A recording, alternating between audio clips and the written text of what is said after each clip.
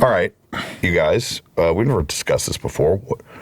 Best comedy since 2000. So that's now a quarter century, 25 years. What's your favorite, or what do you think is the best comedy in those 25 years? I won't take that personally. About television, movies? Okay. Oh, television comedy. Oh. Well, Bugs Bunny Hour is before 2000. That's the greatest show of all time. Bunny Hour. Your shows, mine are so close because your show's there, The Office, obviously. Yeah. And Modern Family. And our guest today, I'm Modern Family. Parks and Rec. Parks and Rec? Yeah. I agree completely. Modern Family and The Office. My brother Peyton he gets to do some pretty cool stuff, and I'm jealous a lot, but I keep it in. Okay. But he's like, he sends me a picture of him backstage with Mick Jagger and stuff. Right. And then, but he did tell me he was a guest on Modern Family one time, and I was like, that one kind of stings, He wasn't on our show. No, we got Rogers. Anyway, just let him know that. Should we start this thing? Sure. Let's crank it up. I love Eric. Here we go.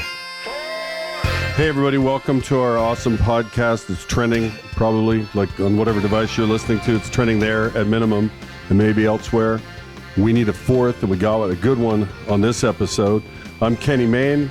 We got Cooper Manning, who is the more high IQ of the Mannings.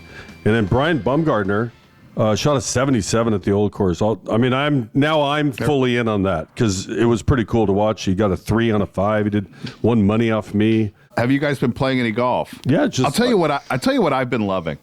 I asked a question and then I answered it. The mini driver from PXG, they call it the secret weapon.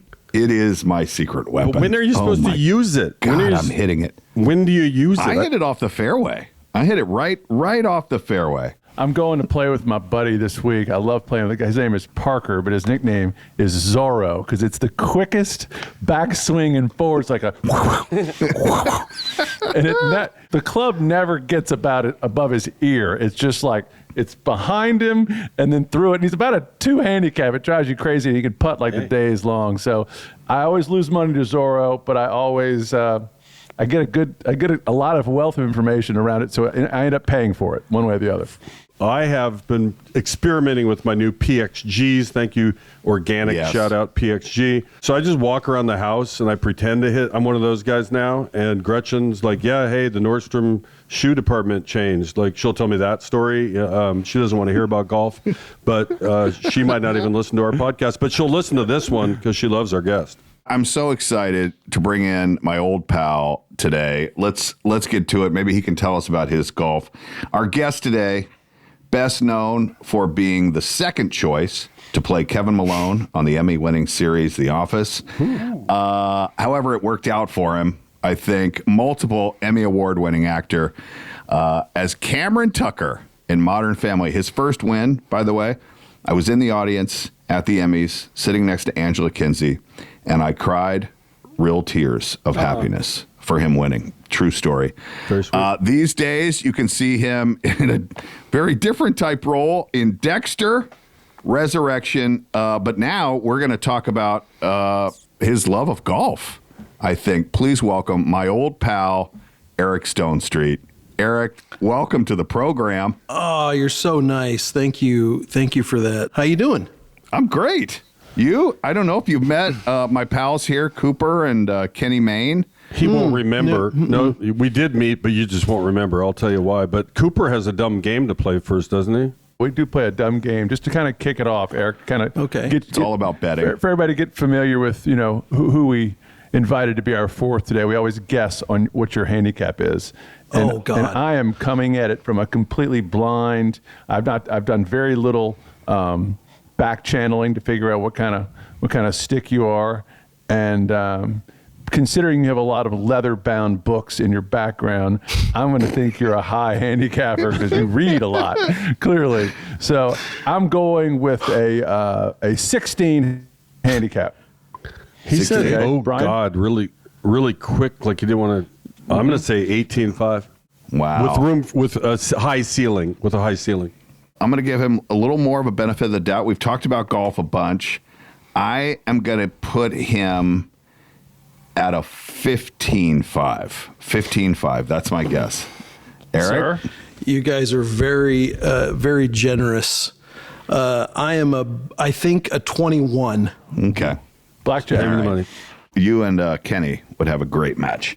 I happen to be, though, a golfer that cannot pick up a club in 6 months and then go out and seem like I play every day. It's kind of weird, and then eventually the wheels will fall off. Last year at the Patrick Mahomes tournament in Vegas, I mean I went out and got new clubs because I'm mostly in Kansas City right now, and so my clubs were in Los Angeles. So I went and got measured here for new Titleist clubs. I don't know if Titleist clubs. That's a great club. Shout out Titleist. I got a really great set, measured, did the whole thing for it, went out there, and literally on the driving range, everybody was like, "Okay, Stonestreet, okay, all right, take it easy." Tony Finau was there, and he was like, "Man, you got a really great swing." And I'm like, just go away now. Just leave at this moment because it's not going to be great here in a little bit once my tiredness sits in. No, I would assume. I know you're a tremendous Chiefs fan. I mean, it's not like a little hobby or just who the backup guards are and who's the cut line, et cetera.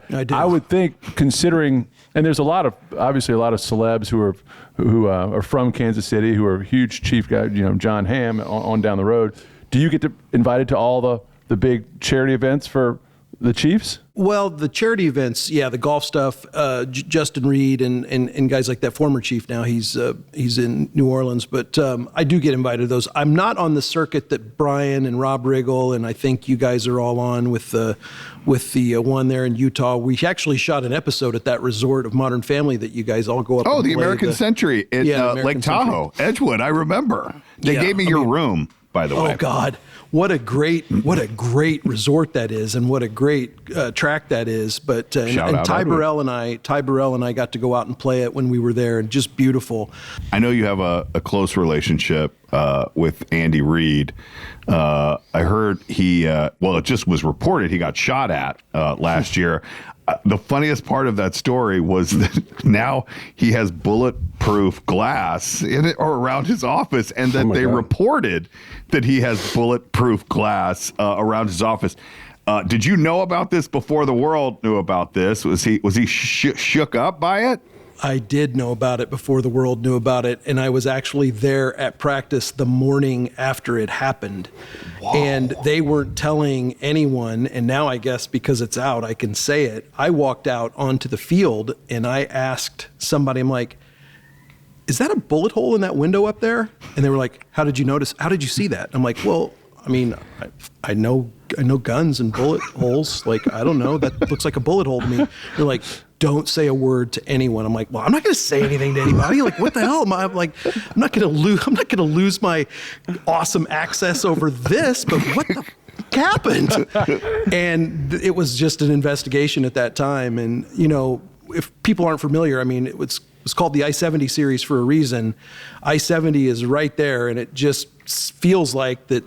Certainly Andy wasn't a target. No one would shoot at my Andy Reid, and if they did, they would have a whole city after him. But let me tell you, if there's anybody that would go through that moment calm and cool, it's like Coach Reid's the guy. Like, I think a bullet just came through my window. Moving on. Let's do third down, red zone. Yeah, third down, red zone. Yeah. How about a lighter Andy Reid moment? Do you remember the film of him and the punt, pass, and kick? He looks like he's 4 times the size of the other children. It's really one of the funnier videos ever. It really is. It really is. And, Coach is a few years older than I am, but where my house is in Los Angeles in Toluca Lake is in the Valley. And, of course, he grew up in the Valley. And it's pretty funny that he and I have a lot of the same references in the Valley, meaning cheeseburger places, burrito places, and friends that I know, that he knows. And it's pretty fun to talk to him about Los Angeles and the Dodgers. He's a Dodgers fan. He threw peanuts at the Dodgers game, I'm pretty sure. He's an awesome, awesome guy. Is it safe to say that you are the best golfer from Modern Family? Yes. Well, Ty and I are similar. Ty and I are similar. I don't think Ed plays golf. I think Ed would be very annoyed with golf very quickly. I did not know that you tried out for the role of Kevin in The Office. Mm-hmm. That's how soon, what's the timing of that to when you landed Cam? Well, Brian, what year did The Office premiere? So the auditions were early 2004. And so anybody who was anybody that had any kind of representation was going in for The Office for some kind of role. So 8 years later, when Carell left, the casting director, Allison Jones, came to our farewell party, and she pulled me aside and she said, "Hey, I was kind of looking for something cool for Steve from the archive." She doesn't throw anything away.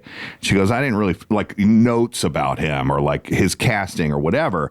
She said, "I didn't really find anything about him, but I thought you would find this interesting." And she handed me a piece of paper. I still have it. It was kind of, even at the time, sort of yellowed, like it had been in a file cabinet forever. And it just said, typed, probably from a typewriter, I don't know, but it said Kevin Malone. And it said, not in order, I don't remember what the order is, I'd have to go look, but it said Brian Baumgartner, Eric Stonestreet, and Jorge Garcia from Lost and other shows as well. So it had gotten down to those three, and then of course it sort of worked out for everybody eventually. So Modern Family was what, probably 3 years later? Yeah, 2009 is when I auditioned for it, February wow. of 2009, and then we premiered in September of 2009. So yeah, 3 years later. My end of that story, Brian, and I know you and I have talked about it, but you guys will find it interesting, is I was friends with Warren Lieberstein and Angela Kinsey, and Warren Yes. Lieberstein is Paul Lieberstein's brother, and they knew I had auditioned. I knew I was kind of in the running, and I found out I didn't get the part at Paul Lieberstein's house. I was over there for a football game or something that Warren had invited me to, and I saw your picture, and of course I knew you from the commercial circuit and knew you from seeing you in tons of auditions rooms, and I'm like, oh yeah, that's great. That's awesome. Asshole. Yeah, that's always a weird thing in Hollywood, because you become friends with guys or whatever. It gets to be, back when you used to not Zoom to meet on things, where you would see the same guys and it would be like, oh God, that guy's here again. Yeah. I've seen him a lot on television recently. Damn it. Yeah. And, I always looked at that, bringing it back to sports a little bit, because that's kind of the mentality I would bring to auditioning. I never thought it was against me versus you. I always thought it was me against me, right? I needed to do the best I could. But when a guy would say something to me when I'd walk into a room like, "Oh, Stonestreet, don't you have enough commercials on right now?" I'd be like, all right, motherfucker, now I was just me against me. Now I am me against you. Now I really want this. You've Michael Jordan me, and I'm motivated, right? Are you like that on the golf course? Eric, is it me against me? Is a lot of golf, but can a guy you're playing with kind of get under your skin, and all of a sudden we're starting to get, that swing starts to get a little smoother and you're grinding a little harder?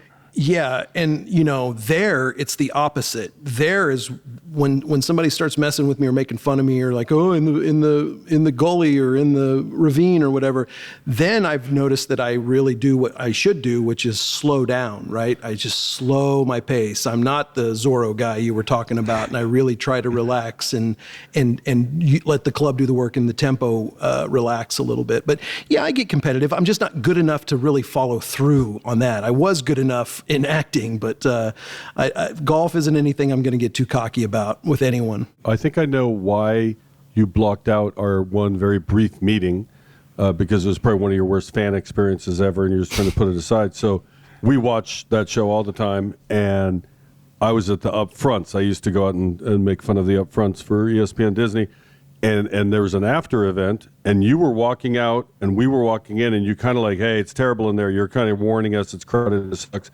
My wife, there he is! And she starts, I think her finger was as close as fingers are at restaurants when they point at your oysters, if you know what I mean. Like, she was right up, right there. And it was, what are you, Gretchen, what the fuck? Like, you were very kind, and you talked to her, and you were a sweetheart. I assume that happens anywhere you go. People like, oh, Yeah. that's the guy, right? Yeah, but why was your cat with you at the upfront? That's exactly what I was asking, Eric. It's not like you brought Mary Lou. Yeah, exactly. It does happen. And Kenny, like, look, man, I'm a sports guy, so please don't insult me and think that I wasn't excited to see you or knew who you were in that moment. I don't remember your wife pointing her finger at me, but tell her hello and thank you so much. Tell her hello, but keep her distance. Yeah. And thank you. Her paw off your Sanitize. forehead. Yes. She was excited. It's fun. I appreciate it. I love it. 99.9% of my interactions are awesome. Except for that one. Except for that one. Except for today. I don't like being fingered, it turns out.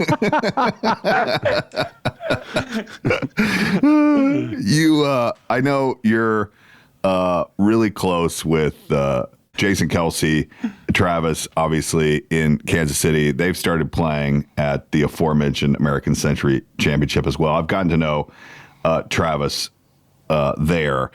I mean, what a fantastic guy he is, and all of his success and the attention. He wears it so well, I feel like. Just so well. He seems to be exactly the same guy as when, I first met him 7, 8, 9 years ago. He is charismatic. He's natural. He's a loving person, like just a loving soul, the way he treats my mom and Lindsay and the boys and my sister. He's just a great human being. And Jason's the same way. And they're so smart. I mean, I'm blown away by how smart Jason is. And Travis is good at playing the role that he plays. But Yeah. don't think Travis doesn't know what he's doing as well. I think it's Mahomes and Kelce have a charity golf event, right? Don't they have one? Travis supports it big time, but it's for the Mahomes, and his foundation is the golf tournament at Shadow Creek there. I love it. Yeah. It's really special place. I will tell you a funny story from last year though. So we pull up there, and the guy who was handing out Snickers bars and Gatorade, he was like, "Did you guys see that?" And I was like, No, what happened?" And he goes, "Oh, that guy up there, he hit the flag." And I'm like, "Oh, that's awesome. That's so cool." And I could tell he had no idea who I was or anything like that. And so then when we went to pull off, I was like, "Hey, man, I just called ahead, and you know who got that hole? It turned out to be a hole in one. You know who it was? It was Eric Stonestreet." And he goes, "What?" And I go, "The guy who you were talking about, his name is Eric Stonestreet. He got a hole in one." He's like, "Oh, okay." Not 5 minutes later, I look down, my phone's ringing. It's Patrick Mahomes. "You did not get a hole in one." So he was behind me, and sure enough, the guy did exactly what I wanted him to do. He's like, "Yeah, Eric Stonestreet, whoever that is, just got a hole in one on this hole." And they told everybody. JJ Watt, when I got to the front, he's like, "Dude, did you really get a hole in one?" I'm like, "Yeah, Free hello." Snickers for everybody. Free Snickers. Yep. Wriggle was like, "Bro, you did not get a hole in one. Be honest." I'm like, why would the guy be telling everybody I got a hole in one if I didn't get a hole in one? Have you written your toast for the wedding when Kelce and Taylor get married? No, I haven't. I don't think I'd make that invite list. I mean, I know Travis, but that will, when that happens, and I mean, after seeing him on the New Heights podcast and just seeing them together in different places, I mean, I think they're great together. Because Kenny was at the Bezos Sanchez wedding, and he made a toast, and I don't think it went over so well. So I was just trying to, if you ask for toast tips, you can probably lose his number. Until his wife stuck his finger in Laura Sanchez's face. Just like, "All right, Gretchen."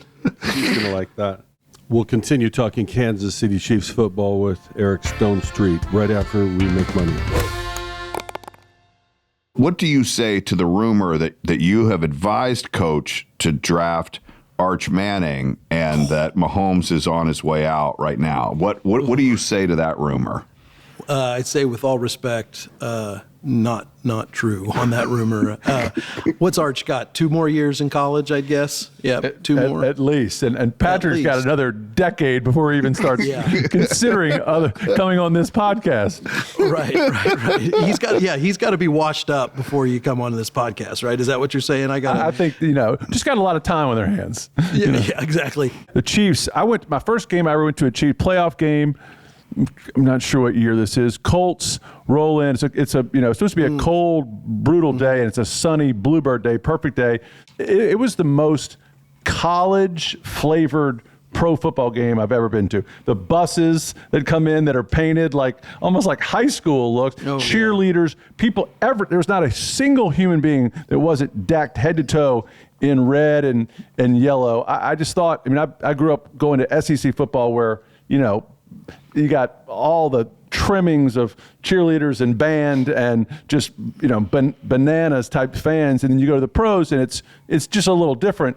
I thought Kansas City I felt like everybody had to be at class the next day. Yeah, it is that atmosphere for sure. It's super fun to go to games at Arrowhead. I actually watched a playoff game with your brother in a suite, and his kids were in Tyreek Hill jerseys, and we were like, "What's going on here?" He's like, "I can't." You like who you like, Yeah. So this show's supposed to be about golf. Well, but this is what golf is. You don't talk about golf stuff. when you're playing golf. Right. You shoot the shit, right? Quit yelling You at sure me. do. That was set up to my question. You sound like you like the game. Like, do you do anything to work on it, or do you just go play when you play? I just go play when I play, and that's another answer to the question somebody asked me is like, I can't play with people that like cuss and throw their clubs and stuff like that. Like, I have no interest in being on a golf course with people like that because it's exactly what you said. I'm sorry, what have you done to get better at this game? Like, if you practice a lot and are that terrible, then sure, you have a reason to be mad, but no, I enjoy the pageantry of golf. I enjoy tucking my shirt in 3 times a year, whatever it is, and following the club rules and getting the hat of the place. And and nature. It's like what we all like about golf. I'm just kind of having a little self-reflection right now and realizing that this is probably going to hurt Kenny's feelings, but in my household, there are not two people that are more adored on television than Cam and Kevin. There is not. I almost need to take a picture of what I'm doing right now, and Please. It might be the only chance that they ever, reply back to me, or other than, the Venmo wasn't big enough. I just remembered meeting your dad when Eli was playing in the Super Bowl against was it the Seahawks? I was met you at that party, actually. It was Peyton in town playing the Seahawks. In New York. Yeah, the 43-8. Yeah, I believe. yeah, real. I saw barn your burner. dad, and your brother was on my list of people that I wanted to meet for a long time and never did. And then he even did Modern Family, and I wasn't there the day he was on. Oh. And so I saw your dad, and I just kind of went up to him. I'm like, "Hey, my name's Eric Stonestreet, and I'm on this TV show." I said, "But tell your son good luck. He won't know who I am." And he goes, "Hell, he won't. He knows who you are." And I was just like, I like your Mississippi accent right there. It kicked in. It kicked in right then. Shazam! Well, hello. Shazam! Before we get to your worst shot in golf, I want to know your worst, not performance, but the most difficult time when you're making the show. You guys had to have a lot of retakes. There's no way everybody can hold with the stuff that was being said. Were you like biting your lip? Like, how did you get away from not falling apart as lines were delivered? Early on, very difficult. Early on, we thought we were the funniest things we'd ever seen in our lives.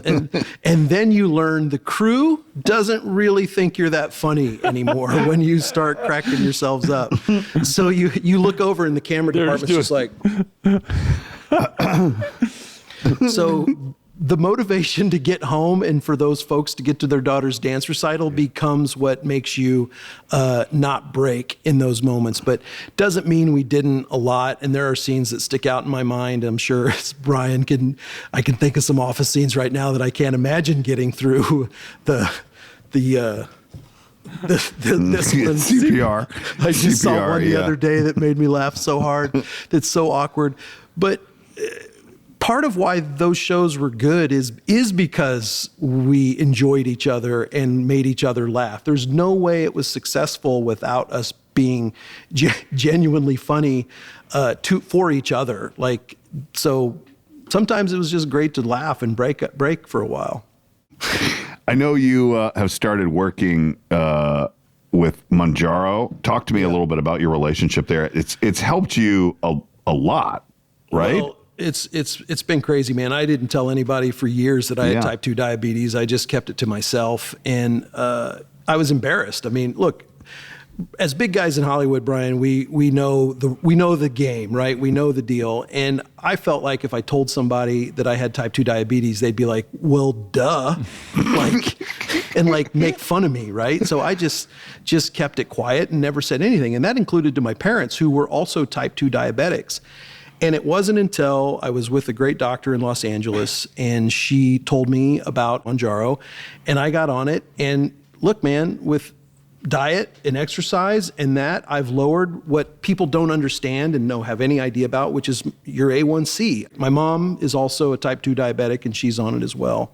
I should say, I need to say that I'm a paid spokesman for Lilly. I'm partnering with Lilly to talk about Mounjaro, and you can go to Mounjaro.com/duets and learn about it, talk about your story, because again, don't be embarrassed. And that's one of the things we're doing here, is trying to take away the shame of anything, any disease, and just get to the doctor and find out what treatment's right for you.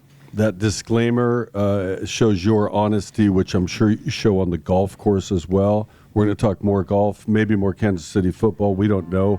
Probably more Gretchen right after this break. Best shot you ever remember having on a golf course?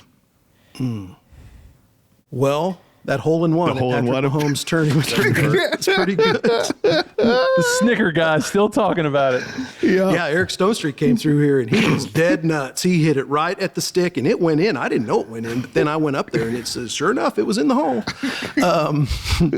The best shot ever, I think, is I heard you talking about some rescue club that you have from PXG or whatever.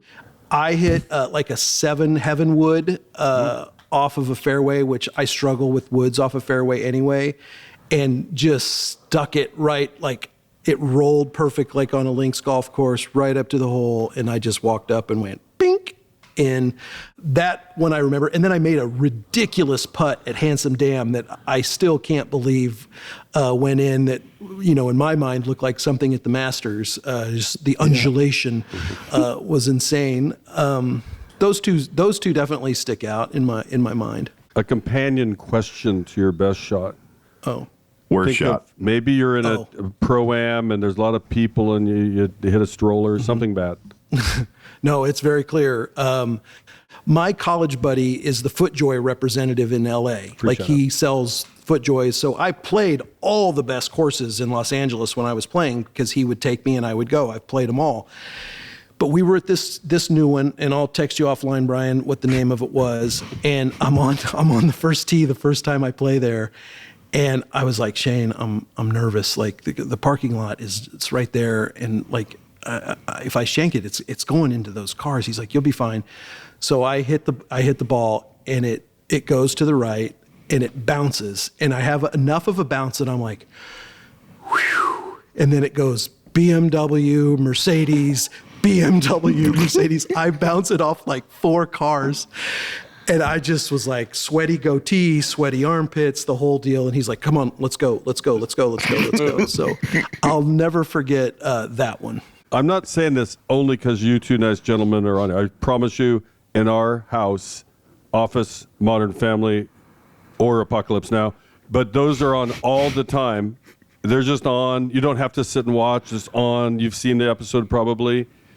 Is there a show that you use that way? That's just, it makes you feel good. It's Ken Burns National Parks would be my other one. Well, and I have to say that I'm not kissing up to Brian here, but when I moved home to Kansas City and Lindsay and I moved in together, I had this moment. I'm like, have you seen Modern Family? Because The Office is on constantly. What's going on? I'd come home and she'd be in an Office marathon. I'm like, if you go 3 channels up, there's a Modern Family marathon on, right?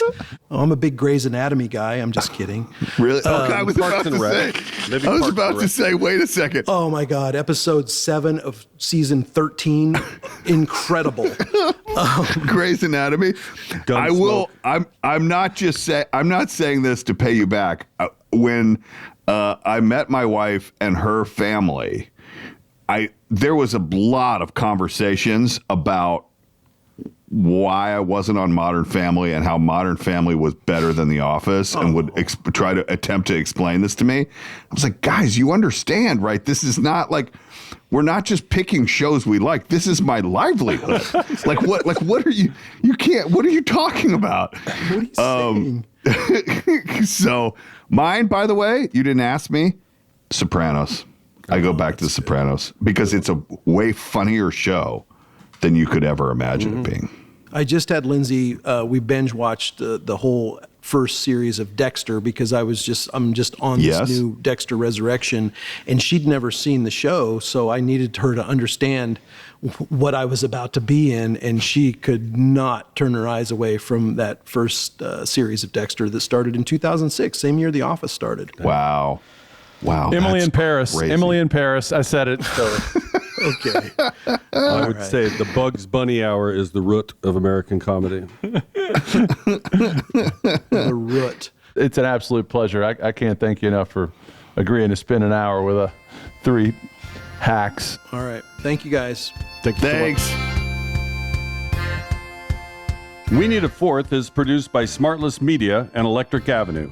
Brian Baumgartner, Cooper Manning, Kenny Mayne, and Stewart Bailey are executive producers. Produced by Ann Harris and Kyle McGraw. Engineered by Kyle McGraw. Edited by Joshua Richmond. The associate producer is Maddie McCann. Executive producer for Electric Avenue is Marc Forman. Executive producers for SmartLess Media are Will Arnett, Jason Bateman, Sean Hayes, Richard Korson, and Bernie Kaminski. Guys, if you're enjoying We Need a Fourth, do all the things. Rate us, review us, like us, and please subscribe to us.